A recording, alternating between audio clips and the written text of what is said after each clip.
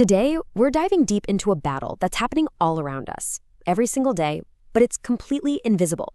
We're talking about the high-stakes, hidden war of zero-day hacks. Just think about that for a second. What if there was a single, tiny flaw, a secret key, really, in the software you use every day? A key that could give a hacker access to, well, everything. Your phone, your bank, maybe even the systems that run our power grids. That right there is the power of a zero-day. So what exactly is a zero-day? The name itself tells you pretty much everything you need to know. When a hacker finds a vulnerability that the software developer has no idea exists, that developer has exactly 0 days to fix it before it gets used in an attack. It's the ultimate digital sneak attack. And that element of surprise, well, that's what turns a simple software flaw into the perfect digital weapon. See, a zero-day isn't just some harmless bug. It's a secret that can be weaponized. It can be sold to governments for spying, used by armies for sabotage, or exploited by criminals for just massive financial gain. And these secrets are worth a fortune. We're talking millions of dollars for a single exploit. So let's jump into the first big battlefield here, the world of spies and nation states, where these 0 days are used to fight wars you'll never ever see on the news. Okay, what's so fascinating here is how it shows the sheer range of what these attacks can do. On one hand, you've got Stuxnet. It used a Windows 0 day to cause actual physical damage to Iranian nuclear centrifuges. That's pure industrial sabotage.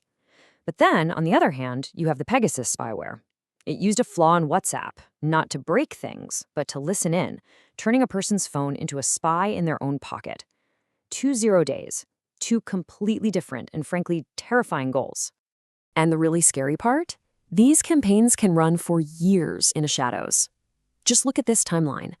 A state-sponsored group started using a flaw in VMware software way back in late 2021. They were in there, totally undetected, stealing data for nearly 2 years before they were finally discovered and a patch was released. That is the power of being invisible. But what if the attack doesn't come from the outside? What if the threat is already baked right into the software you trust? Well, welcome to the world of supply chain attacks.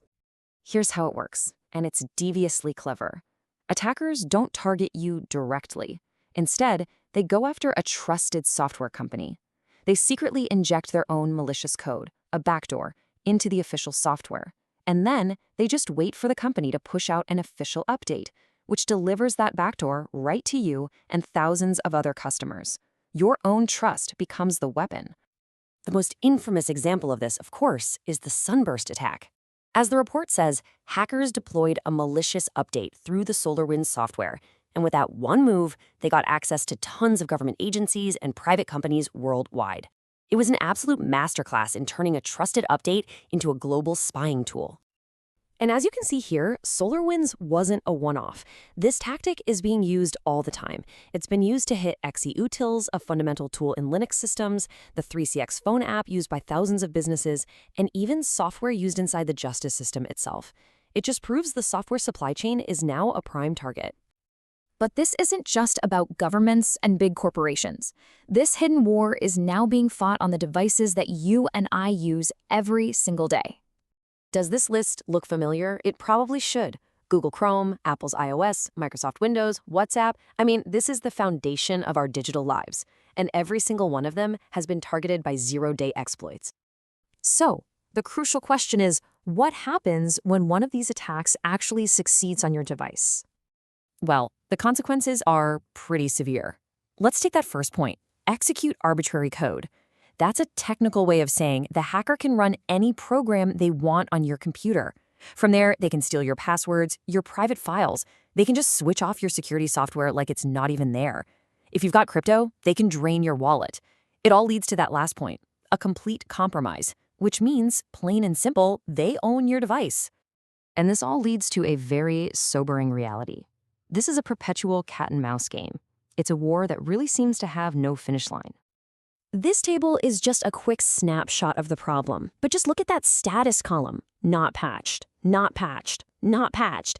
Even after these major flaws are discovered, they can stay unpatched, leaving a window of opportunity wide open for attackers. It's just this constant race between defenders building walls and attackers looking for a single undiscovered crack. And that really leaves us with one final, lingering question. In a world that's so connected by code, how safe can we really be when the next big threat isn't some possibility in the future, but is already out there, just hiding in plain sight?